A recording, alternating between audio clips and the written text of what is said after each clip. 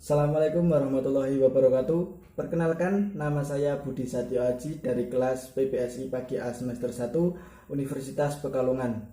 Di sini saya akan mempresentasikan perkembangan dan dinamika puisi Indonesia, mata kuliah Sejarah Sastra Lama Indonesia. Yang pertama yaitu definisi puisi, yang kedua ciri-ciri puisi, yang ketiga bentuk dan aliran puisi Indonesia, yang keempat yaitu tokoh-tokoh puisi Indonesia angkatan 90-an sampai sekarang.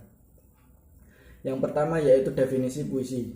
Menurut Kamus Besar Bahasa Indonesia atau KBBI, puisi atau sajak merupakan ragam sastra yang bahasanya terkait oleh irama, mantra, rima, serta penyusunnya larik dan bait.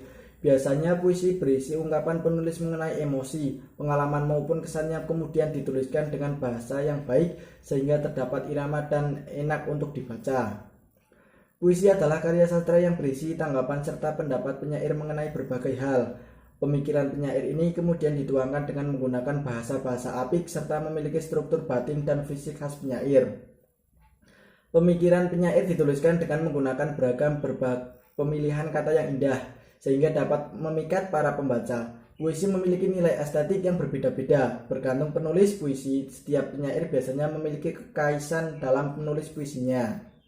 Yang kedua yaitu ciri-ciri puisi Indonesia. Ciri-ciri puisi. Secara umum, ciri-ciri puisi adalah sebagai berikut. Penulisannya terdiri dari bait yang di dalamnya berisi baris-baris. Banyaknya menggunakan gaya bahasa atau majas yang bermakna kiasan. Terkait oleh persajakan rima dan irama. Ciri-ciri puisi lama. Biasanya nama pengarangnya tidak diketahui atau anonim.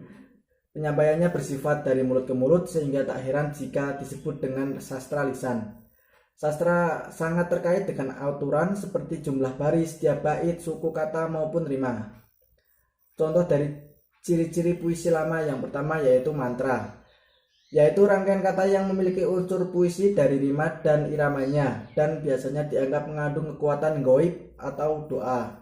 Yang kedua nazam, yaitu puisi yang berasal dari baris, terdiri dari 12 baris, ada rima 22 atau 44, isinya tentang hamba sahaya, isi istana yang setia dan budiman. Yang ketiga bidal, adalah peribahasa atau pepatah yang isinya merupakan nasihat, sindiran, peringatan dan sebagainya. Yang keempat gazal, ialah puisi dari Persia, biasanya terdiri dari 8 baris. Setiap bait berisi perihal asrama atau cinta serta pada tiap baris berkaitan kata yang sama. Yang kelima karimna atau pantun.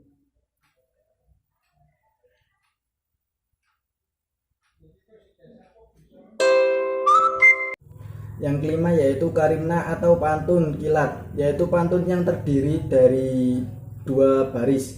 Yang keenam yaitu gurindam, yaitu puisi 2 baris yang menggunakan petuah atau nasihat. Yang ketujuh yaitu syair, adalah salah satu jenis puisi lama yang pada setiap baitnya terdiri dari 4 baris atau larik yang berkaitan bunyi yang sama.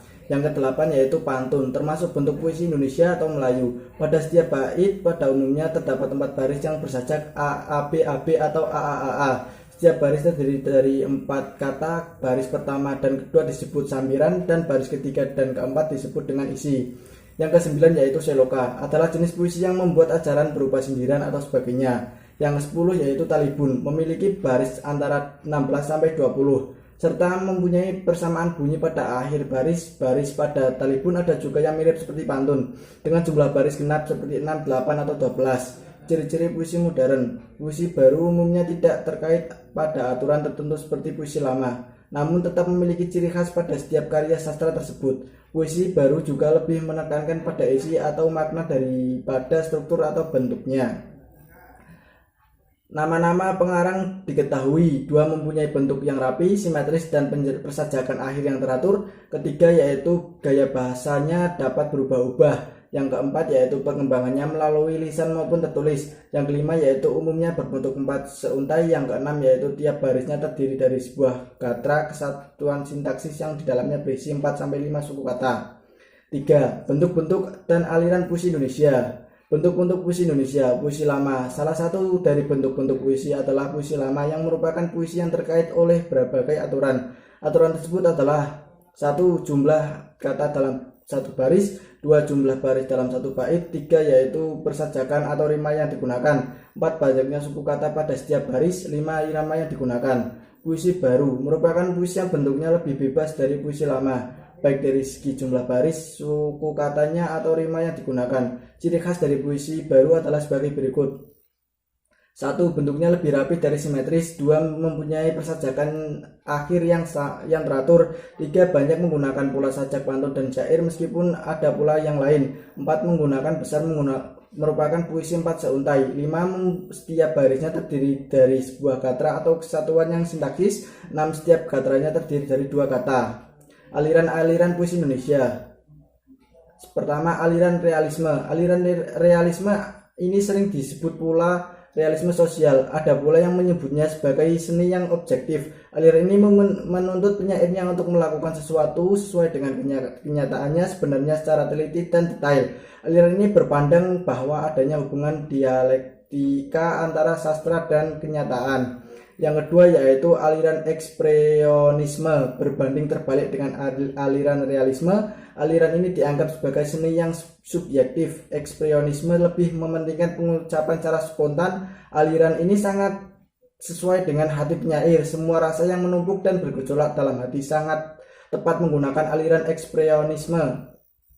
Yang ketiga yaitu aliran imprionisme. Imprionisme berasal dari kata imprio yang berarti kesan. Imprionisme merupakan aliran sastra yang berusaha melukis kesan sesat dari sesuatu hal yang diamati penyairnya. Biasanya dibilang imprionisme ini adalah sketsa, semuanya tidak dilukiskan secara jelas. Yang keempat yaitu aliran romantisme. Romantisme adalah aliran yang lebih mengutamakan perasaan. Aliran realisme berpendapat bahwa aliran alam tidak cukup dipelajari melalui otak manusia, tetapi juga harus melalui intuisi dan perasaan. Aliran romantisme menggunakan rasa. Pengarang-pengarang aliran romantisme mengajak pembacanya mengarungi semua keindahan dengan mengutamakan keharusan rasa. Yang kelima yaitu aliran simbolisme. Aliran ini menggunakan aliran yang muncul sebagai reaksi atau realisme. Pengarang yang beraliran simbolisme berupaya melukiskan sesuatu dengan tidak secara terang-terangan, tapi dengan menggunakan simbol atau lambang-lambang seperti hewan dan tumbuhan. Yang keenam yaitu aliran mitisme. Aliran mitisme adalah aliran kesusastraan yang bersifat melukiskan hubungan manusia dengan wujud keilahian. Persatuannya tinggi, mitisme selalu menerapkan keharusan dan keagungan penulis terhadap ketutupan dan kebadian. Yang ketujuh yaitu aliran surrealisme. Aliran ini merupakan aliran sastra yang melukiskan berbagai objek dan tanggapan secara serentak. Karya sastra aliran ini umumnya memiliki gaya pengucapan yang melompat-lompat dan bawah sadar dan mengajak objek-objek dalam mimpi keadaan jiwa antara tidur dan dijaga. 4. Tokoh-tokoh puisi Indonesia angkatan 90-an sampai sekarang. Yang pertama yaitu angkatan 90 atau era reformasi. Munculnya angkatan reformasi ditandai maraknya karya sastra bertema sosial politik dan seputar reformasi. Sastrawan era reformasi merefleksikan keadilan sosial dan politik yang terjadi pada akhir 1990-an. Nama-nama sastrawan yang menorehkan karya monumental pada periode ini antara lain Rendra, Taufik Ismail, Sendro Gumira Ajidarmo, Joko Pinurbo, Wijaya Tukul, Ahmad Yosi Hirvanda, Acep Zamzam Noer, dan masih banyak lagi. Angkatan 2000. Memasuki angkatan 2000, gaya bersastra semakin mengandalkan kekuatan literasi dan mengungkapkan cerita secara estetik. Banyak nama sastrawan Indonesia yang lahir dan besar pada periode sastrawan 2000-an. Tokoh-tokoh tersebut antara lain adalah Ayu Utami, Afrizal Malna, Andra Hirata, Habibur Rahman El Shirazi, dan masih banyak lagi. Yang terakhir yaitu karya sastra di era digital. Selain dipengaruhi oleh zaman, karya sastra juga dapat terpengaruh perkembangan teknologi agar tak ditinggalkan. Berkat kemajuan teknologi pula muncul istilah sastra cyber. Secara definisi, sastra cyber merupakan karya sastra dalam berbagai genre yang disebarluaskan melalui media elektronik seperti webpad, pulmi, cabaca, hingga webtoon. Meski tidak jarang menimbulkan polemik, namun kehadiran sastra cyber memiliki penggemar tersendiri, khususnya di kalangan milenial. Terlepas dari polemik mengenai sastra cyber, diperlukan diakui banyak hadirnya jenis sastra ini ikut mendobrak sekat-sekat yang selama ini hadir. Sekarang untuk menikmati sebuah karya sastra bisa langsung melalui gawai, terasa lebih mudah dan simpel mengikuti perkembangan zaman. Suatu fakta menarik, telah banyak diterbitkan novel yang justru ceritanya lebih eksis terlebih dahulu di Wattpad maupun Webtoon, seperti Mariposa karya dari Luluk HF, Caries Melik Varie Petkar, hingga Assalamualaikum Calon Imam karya Nafisya Kaila Akbar. Dengan adanya sastra seperti ini, diharapkan semakin banyak sastrawan baru di era digital yang percaya diri mengeluarkan karyanya. Kehadiran sastrawan digital ini juga mampu harapan baru bagi ekonomi kreatif Indonesia, khususnya subsektor penerbitan.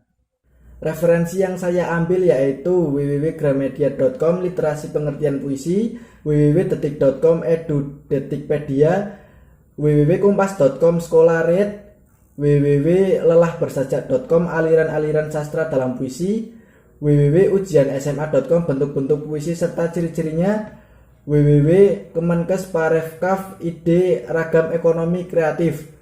Sekian presentasi yang dapat saya sampaikan, kurang lebihnya mohon maaf. Wassalamualaikum warahmatullahi wabarakatuh.